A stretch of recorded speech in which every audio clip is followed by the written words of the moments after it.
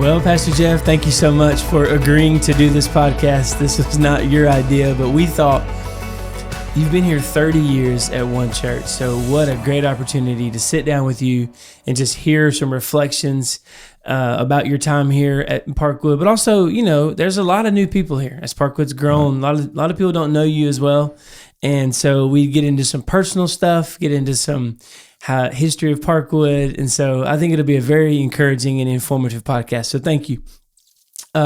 So let's begin with some personal questions. So let's start with your conversion. How did you become a Christian? What events led up to that? And then how did you get called into ministry?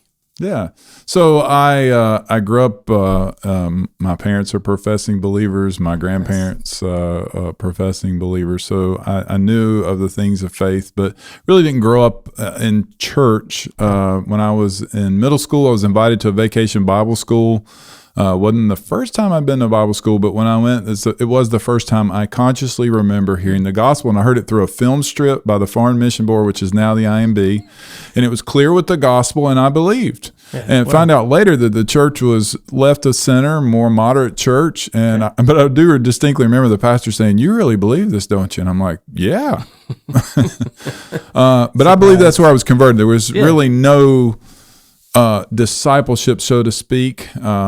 Probably lived with more conviction of sin than I did conviction of what was right while I was a teenager. And that's probably an understatement.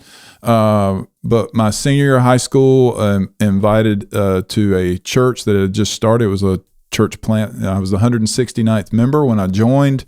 That church impacted me in a lot of very positive ways. But while I was there in my senior year of high school, I'd already been accepted to Wake Forest, wanted to be a lawyer. That was my plan. And then in a sermon, really, when they sang the response song, "Where He Leads Me, I Will Go," I was just crushed. I went to the stairwell, just wept. And I knew God had called me to give myself to vocational ministry. And part of my weeping was sorrow, because I knew what that meant. I knew what I was giving up in that, but I've been on that trajectory ever since that point. I went to Wake Forest for a year. That summer, that church asked me to be the youth director, and I ended up staying there and transferring to Lenore-Ryan. So I've been doing ministry since I was 19.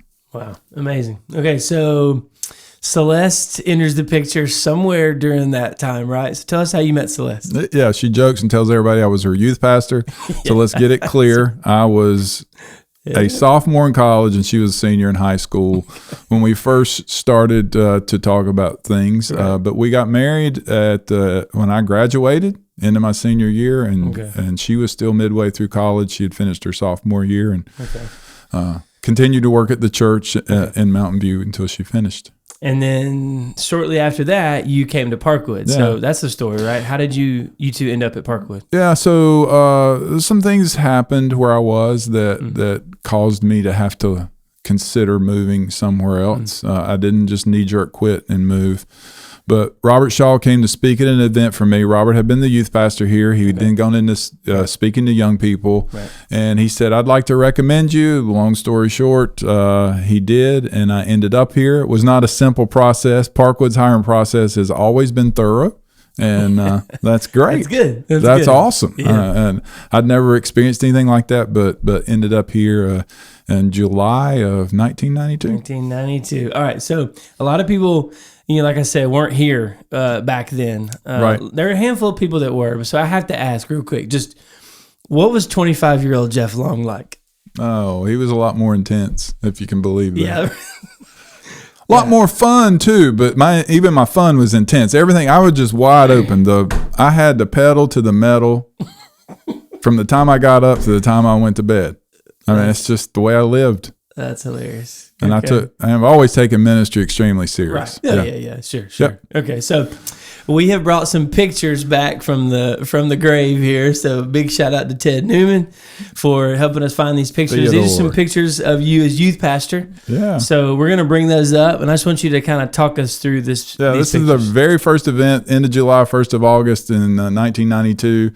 I wanted to take students away for a weekend just to get to know them. So this was just a very simple retreat. that we're a part of, and you can see the 1990s shorts going on there in the picture. Jason Townsend right in the middle. Yeah. Amy Webb Moore. And multiple other people that people would know. That's Jonathan Morrow, who sadly passed away early. But yeah, it was a great time, great place to get to know people. That's good. Yeah, that's crazy. All right, next picture. Yeah, I think you kind of fed me in. This proves I was a youth pastor. This is a lock-in. Look at the look on my face. I am like, what? I'm never doing this again. And Jim Wright's like, yeah, I'm with you. We're out. And then Mike Ellington's still trying to talk me into it. So he's still going strong. So lock-ins are those things where we would move around from place to place and just do fun stuff eat and just try to stay up all night. Yeah, it wasn't just one location. Yeah, it was great. It was a lot of fun. Yeah. All right, next picture. Yeah, this is an end of school blowout. This is my favorite event of the year because I used to get in the Duncan booth and just heckle people. I got to say whatever I wanted to say, it was free. And you can see I'm on somebody bad right now. Yeah, Jason Malden's kind of like, I don't know. I kind of feel sorry for that person, and but it was fun. That is funny. Yeah, your intensity would come out here too because you were relentless. Oh, you hand boys were the best. Y'all could never hit it because I could get under your skin immediately. But you get me back in the next one. At least your brother does. Definitely. Is it the next one? I think so. Yeah. Oh yeah. This is your brother Jason. Your favorite food. Yeah, right. This is my 30th birthday, and they made me eat green peas, and I threw up immediately. I can't eat them. I can't stand them. Don't like them. Yeah. I can eat most anything in the world, but I don't know why. This was in the fellowship hall too, and I'll never forget that. That was quite a funny moment for me. Yeah. Sitting in the crowd. So yeah. And there's one more picture I believe we have. Is that correct? Oh no. Here we go. Yeah, this is my oldest son, Jacob, when he was right after he was born. So I raised all my kids here. Jacob was born when I was student pastor. Anna was born when I was still student pastor. Mary Claire was born in August 1999, the same day the letter went out to the church that I was going to be presented as the next lead pastor of Parkwood. Wow. And then Andrew was born in 2001. After I had already started in the role of pastor. So I was the student pastor for 7 years. So people have asked me last week, man, you've been the pastor 30 years. No, I was a student pastor here for 7, but I've been the pastor for more than 3 times that now for 23 years. Right. Yeah. Incredible. And then this is later on in your youth pastor tenure. Yeah, it's right at the end. Here. And I appreciate you bringing this picture. This is a Gaston Area Project. It's a thing we did to give a missional focus to this area. But this picture represents for me a missional focus and leadership development. In this picture, you and Andrew Bradford are there. There are multiple people, others who have pursued vocational ministry. But there's 16 people in this picture who are either part of Parkwood or a local church plant where they are vital in the leadership of the church. Right. There are people in this picture who are vital to the leadership of Parkwood and what we do. Right. And that's been my heart, is to raise up, develop, and that's really what brought me into pastoring. That's amazing. Yeah, I remember this. It was really formative years for us, for everybody in that picture. But yeah, so shortly after this, though, this picture, you just mentioned it just a minute ago, you became lead pastor of Parkwood. Correct. How did that happen? How did you go from being student pastor to lead pastor? Yeah, so this is really an incredible story. There's a lot being written now. It's what's called succession as to how pastors, long-term pastors, come to the end of their time and how you keep the church from going through a traumatic experience when the next pastor comes. Right. M.O. Owens was way ahead of his time. He came to the end of, he planted this church. His life, blood, sweat, and tears were in it. Though he pastored other places, his affection for Parkwood was tremendous. Right. When he came to his end of retirement, he suggested what is now called succession. So he announced his retirement and waited till they found a pastor. Mm-hmm. So one Sunday he preached. The next Sunday, Pastor Ned Matthews began to preach. Ned pastored from 1981, started 1963 to 1980, 81 is when Ned came. He pastored till 1999 and announced in January we're going to do the same thing. I knew right before that I was being burdened to do what I didn't want to do. I always wanted to be a student pastor, and now I had this burden to pastor. I'd started back to school, and then Ned resigns. I'm like, or announced his retirement. I thought, what in the world? some people started about me being the pastor, and I was like, I just don't know. And as it slowly unfolded, met with the committee, I ended more and more burdened about it. My biggest concern was everybody's concern. I was 33. I mean, my goodness. I was young. I had never pastored a church before. The difference was I knew Parkwood. And I knew some of what I was getting into, but in the end, it's way over 90% of the people when it came to a church vote, and that was my if it was below 90, I wasn't going to come. I've said that a few times publicly, but I wasn't. I was not going to put the church through any kind of conflict with each other over it. So I started, and I was drinking from a fire hydrant. We were in the room that was my office at that time, and I remember sitting at the desk a month later and thinking, Ned's not coming back. I am now the pastor. I am the guy. But it's been a good experience, and I wouldn't change it. I've learned so much, and I love this church. I love being here, and I love the fact that they're such a gracious people to allow a child to grow up and learn to be a pastor. Man. So since you've become the lead pastor in 99, the fall of 99, how have you seen Parkwood change? Oh, wow. There's so many things. And as you came up with this idea, as we talked about this is where we came to the dilemma. What are the complexities of Parkwood? I'm going to say Parkwood has changed. Okay. But at her core, she has not. And here's what I mean. Okay.